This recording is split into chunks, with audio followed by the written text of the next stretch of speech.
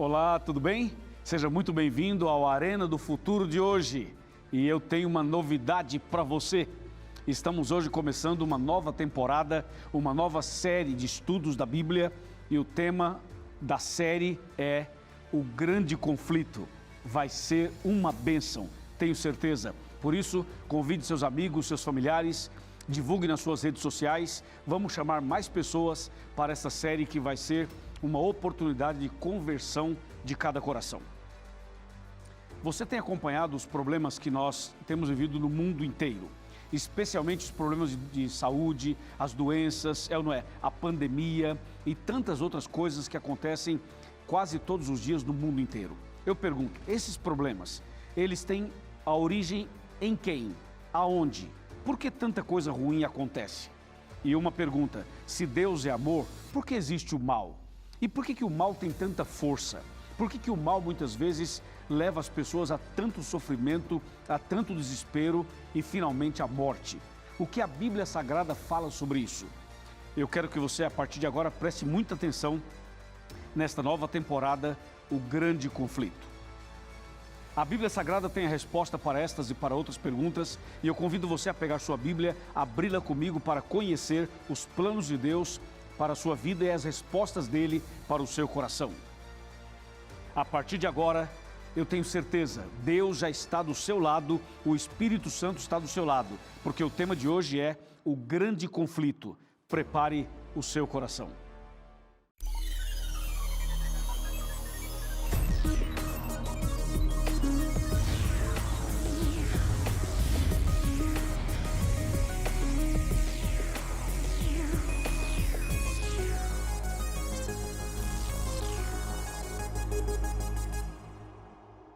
Muito bem, já estamos aqui preparados para o primeiro tema dessa nova série, o grande conflito. Tenho certeza que hoje, a partir de hoje, nessa nova temporada, muita coisa maravilhosa vai acontecer na sua vida. Mas antes de começar o tema, eu quero lembrar que o Arena está em todas as redes sociais. Você encontra o Arena no Instagram, no YouTube, você encontra também no Facebook e também no Twitter. Você pode seguir o Arena, divulgar o Arena, usar o Arena como um instrumento para evangelizar os seus amigos e os seus familiares. Eu quero mandar um grande abraço agora para a irmã Ivone, para o irmão Moacir, da Fazenda Bandeirante, na região de Alexânia, Goiás.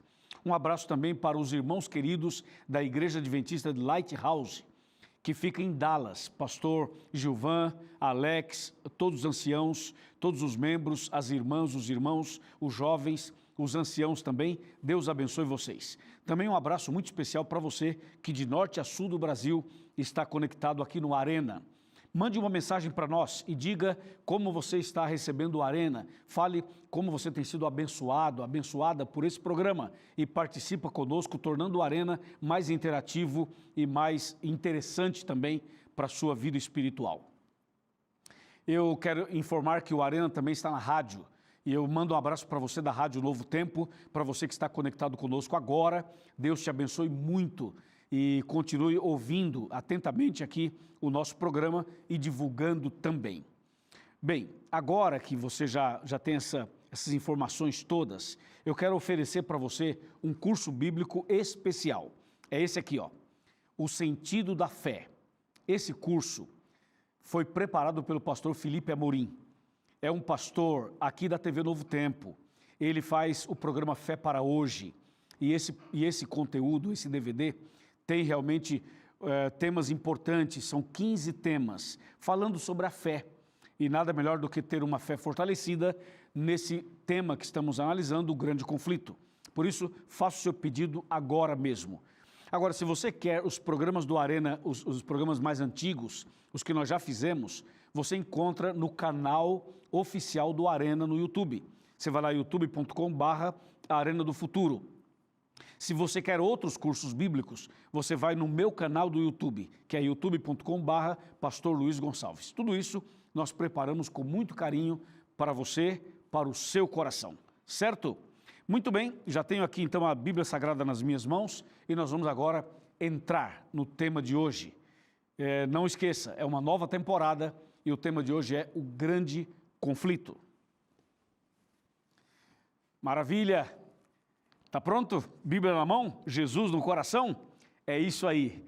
Bem, atenção, irmã Maria, atenção, irmão José, atenção, seu Juarez, atenção, senhor Antônio, que mora em Alphaville, atenção você, meu amigo Israel, que mora em Santa Catarina, na cidade de Floripa.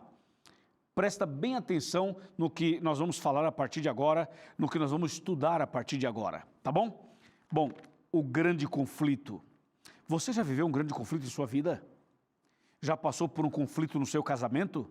Já passou por um conflito com um filho ou com uma filha? Você já passou por um enfrentamento em que você viu claramente uma guerra entre o bem e o mal? Já viu alguém dominado pelo inimigo, pelo mal, sofrendo terrivelmente? Sabe o que significa esse grande conflito? Pois é, a Bíblia fala sobre ele e eu vou lhe mostrar a partir de agora. A gente vai começar a leitura bíblica com Apocalipse 12, que é um texto bastante importante que tem a ver com o nosso tema de hoje. Apocalipse 12, versículo 7, que diz assim: houve peleja no céu. Miguel e os seus anjos pelejaram contra o dragão e também pelejaram o dragão e os seus anjos. Aqui a Bíblia usa algumas expressões curiosas.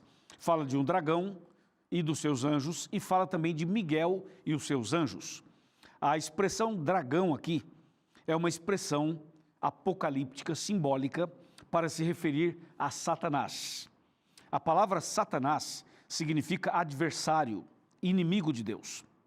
Então, a Bíblia no Apocalipse o chama de dragão também. Aliás, Satanás é chamado na Bíblia por vários nomes, como dragão, Satanás, demônio, inimigo, diabo e por aí vai.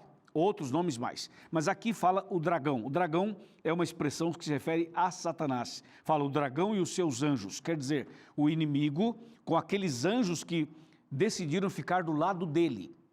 Entendeu? Quando o diabo criou uma confusão no céu, ele conseguiu adeptos. Então ficou o dragão, que é o inimigo, e os seus anjos. Ok?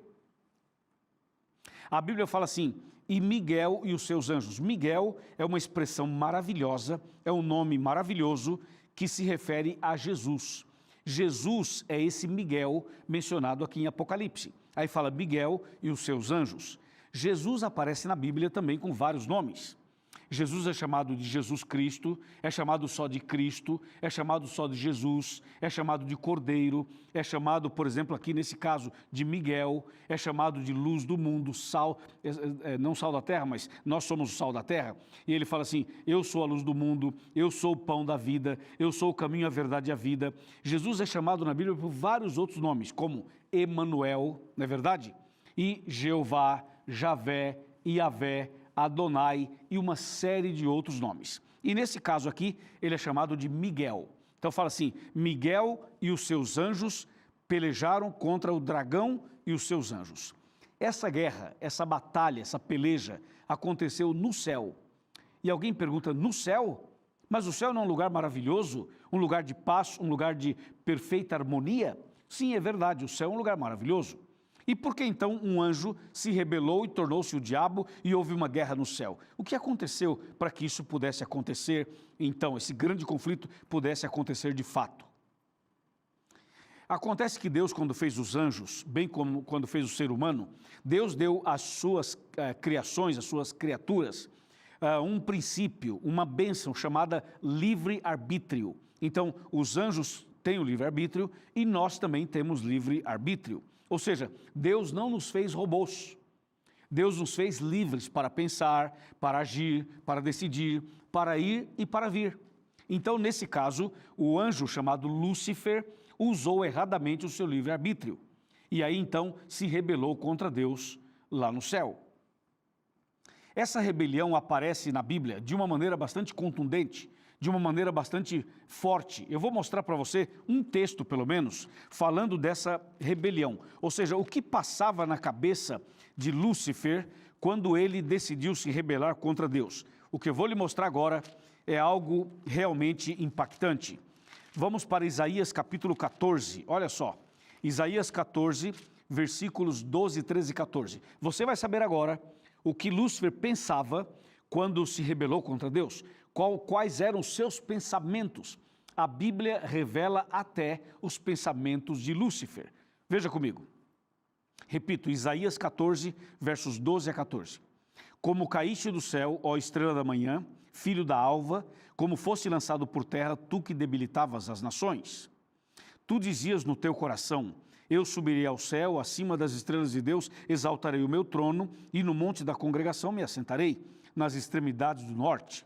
Subirei acima das mais altas nuvens, e serei semelhante ao Altíssimo. Uau! Impressionante, não é? Você viu que a Bíblia revela os pensamentos de Lúcifer.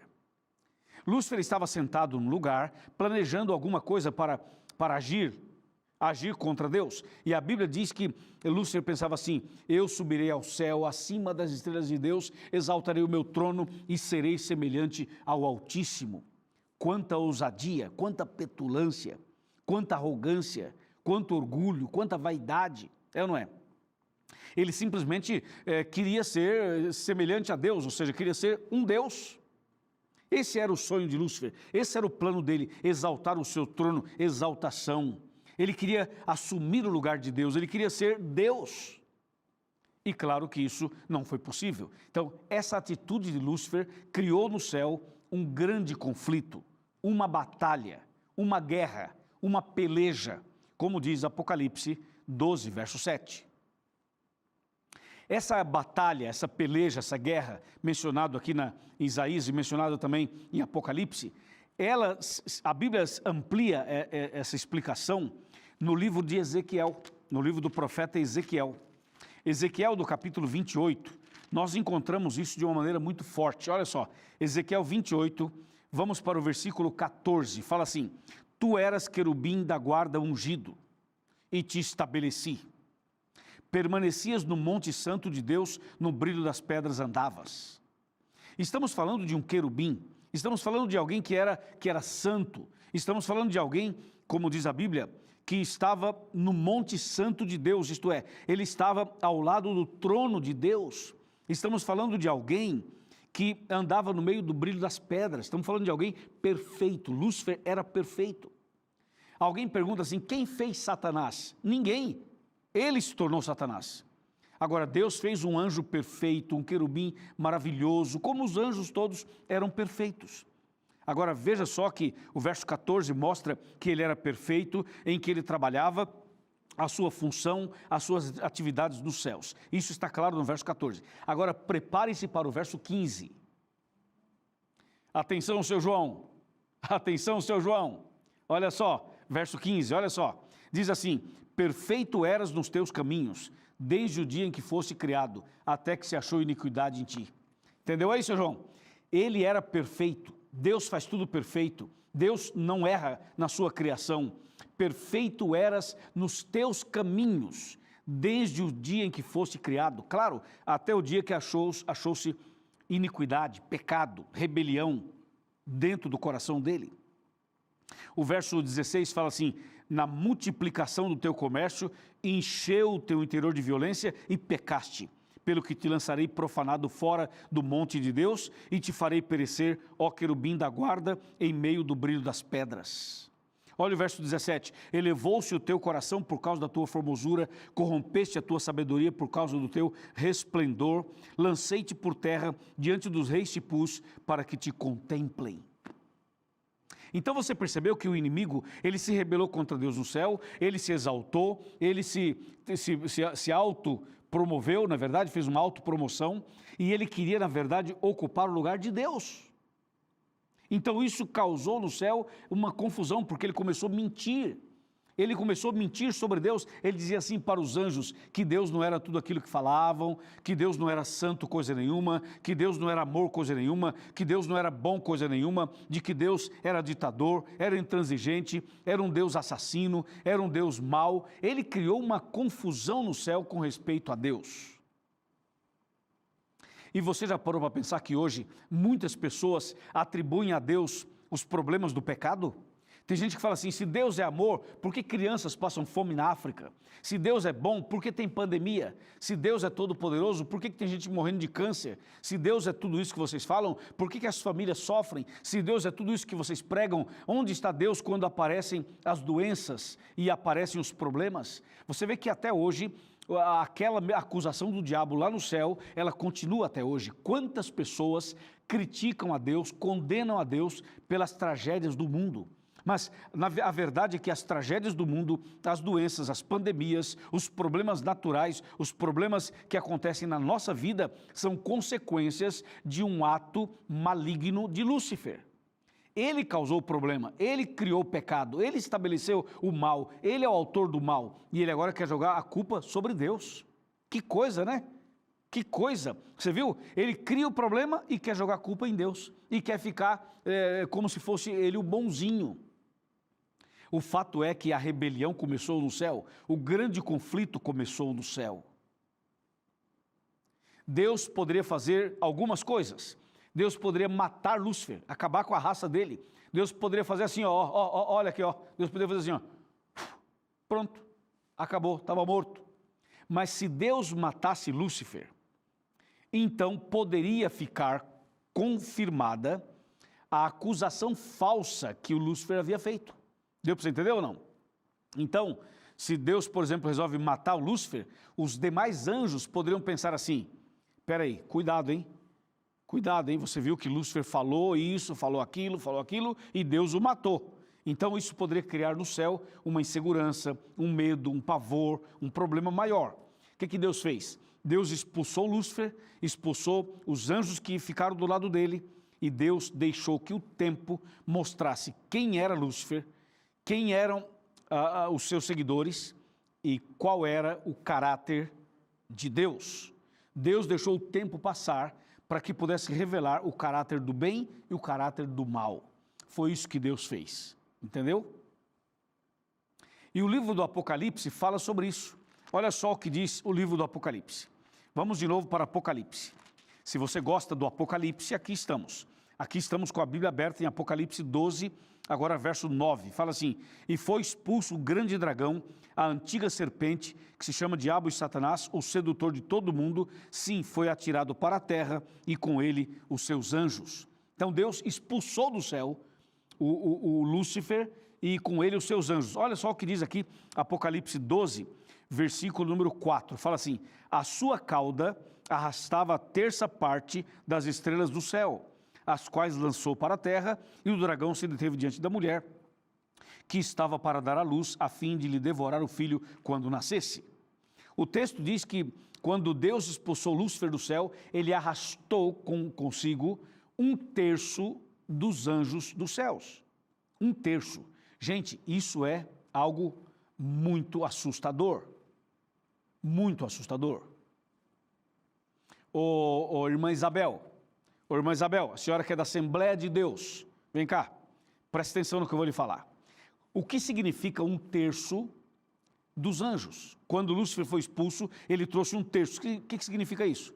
Significa que de cada 3 anjos, de cada 3, um deles virou demônio, um deles se rebelou. Então, quando Deus expulsou Lúcifer, expulsou também 1/3 dos anjos que se rebelaram junto com ele. Entendeu, irmã Isabel? Entendeu? Agora, o irmão Antenor, o senhor que mora na cidade de Santa Isabel, interior de São Paulo. Irmão Antenor, olha só, o senhor que é da Congregação Cristã do Brasil, preste atenção no que eu vou lhe dizer. Quando Deus expulsou Lúcifer e expulsou 1/3 dos anjos, sabe o que aconteceu? Eles vieram para a terra. E aqui na terra estabeleceram também o grande conflito. E o grande conflito foi estabelecido aqui na terra, quando Deus havia criado Adão e Eva, e o diabo e os anjos maus resolveram então tentar Adão e Eva. E tentaram Adão e Eva caíram nas artimanhas do inimigo. A Bíblia fala sobre isso e eu vou lhe mostrar agora. Abra a Bíblia comigo em Gênesis. Gênesis no capítulo 3. Olha só o texto que é muito importante, mas muito. Gênesis capítulo 3. Aqui está. Verso 1. Mas a serpente, mais sagaz que todos os animais selváticos que o Senhor Deus tinha feito, disse à mulher: é assim que Deus disse, não comereis de toda árvore do jardim?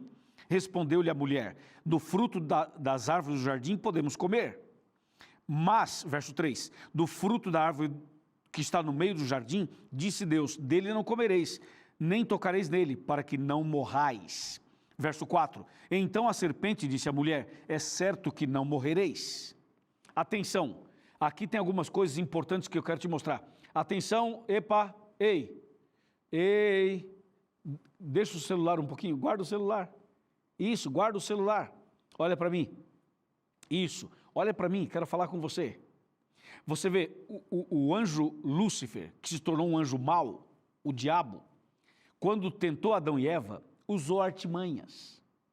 E disse assim: é verdade que Deus disse para vocês não comerem de todas as árvores do jardim? E a Eva foi explicar que não era assim que Deus havia falado.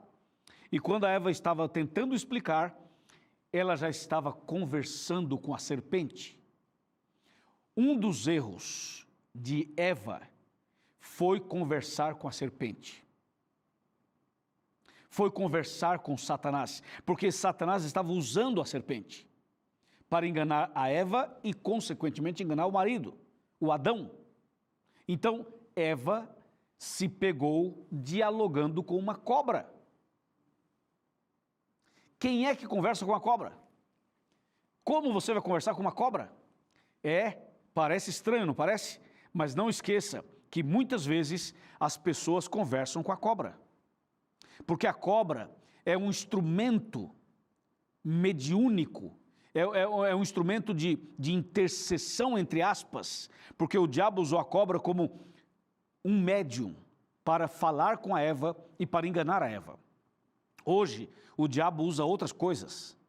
Ele usa pessoas, ele usa muitas vezes músicas, filmes, programas, novelas, filosofias, ideias, conceitos, uma série de coisas para enganar as pessoas. Então hoje o diabo continua trabalhando usando serpentes. Cuidado, porque às vezes você não percebe, mas você está conversando com Satanás e Satanás não aparece como ele é e ele fica escondido atrás de uma filosofia, atrás de uma ideologia, atrás de uma doutrina, atrás de uma mensagem, muitas vezes, que é uma mensagem capciosa, que é uma mensagem maligna, que é uma mensagem ardilosa. É importante você se pautar pela Bíblia. É importante você se pautar pelo assim diz o Senhor. O que Deus disse é o que importa, não o que os homens dizem. Ok? Então a Eva deu ouvidos à serpente, conversou com o diabo representado pela cobra. Eu tenho visto por aí, em algumas igrejas evangélicas, em que o pastor pega uma pessoa endemoniada e o pastor conversa com o demônio. Conversa, dá ordens, determina, não sei o quê, como se o pastor fosse uma pessoa poderosa que pudesse humilhar Satanás e expulsar Satanás. Esses pastores não sabem o que estão fazendo, porque a primeira pessoa que conversou com a cobra, conversou com o diabo foi a Eva. Você viu o resultado? E Eva era perfeita. E você não é perfeito. Nós não somos perfeitos. Se você conversar com Satanás, você vai perder a batalha. O grande conflito envolve isso. Não converse com Satanás, meu amigo. Não converse com a serpente, meu amigo. Converse com Deus. Conversa com Deus. Leia a Bíblia. Mantenha comunhão com Deus e não com o diabo, não com os demônios. Eu fico impressionado. Tem gente que sabe o nome de todos os demônios, mas não sabe os 10 mandamentos. Entendeu ou não? Tem gente que sabe tudo sobre demônio, tudo sobre espíritos, mas não sabe nada da Bíblia. Não conhece a Bíblia. Se eu perguntar para você quais são os nomes dos 12 apóstolos, dos 12 discípulos, pode ser que você não saiba. Se eu perguntar assim, quais são os 10 mandamentos, pode ser que você não saiba. Se eu perguntar para você, me fala, por exemplo, como é feita a Nova Jerusalém, a cidade santa. Quais são, por exemplo, as pedras preciosas da Nova Jerusalém? As pessoas não sabem. Então, falta Bíblia, falta leitura da Bíblia. Então, o grande conflito começou lá no céu, veio para o Jardim do Éden, o diabo enganou a Eva, enganou o marido dela, o Adão, e colocou o pecado, colocou o grande conflito na vida do ser humano. Entendeu ou não? Vem cá. Eu vou te mostrar uma coisa importante. Mais um texto, vem cá. Vamos sentar aqui no meu sofá, que eu quero lhe mostrar uma coisa importantíssima. Pode chegar mais perto, pode chegar, vem mais perto. Chega mais perto, meu amigo, chega. Isso, pode chegar aqui mais perto. É o seguinte, presta bem atenção. O grande conflito veio para a terra, porque o pecado veio para cá. E o pecado trouxe consequências horríveis. Hoje, as pessoas sofrem, choram, gemem, têm doenças, têm pandemia, têm terremotos, têm guerras, têm separações, têm traições, têm inveja, têm ciúmes, têm orgulho, tem tudo isso. O pecado trouxe tudo isso. E, finalmente, a morte. Quer dizer, o pecado é uma coisa terrível, maligna. Romanos 6, 23 fala assim, o salário do pecado é a morte eterna. O diabo causou tudo isso na vida humana.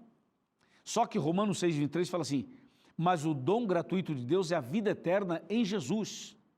Ou seja, o grande conflito foi estabelecido, mas Jesus venceu essa batalha. Jesus venceu o grande conflito, Jesus venceu o mal, Jesus venceu o inimigo. E eu finalizo lendo para você João 3,16, que é um texto maravilhoso, que diz assim, olha, porque Deus amou ao mundo de tal maneira que deu o seu Filho único, para que todo aquele que nele crê não pereça, mas tenha a vida eterna. Ouviu isso?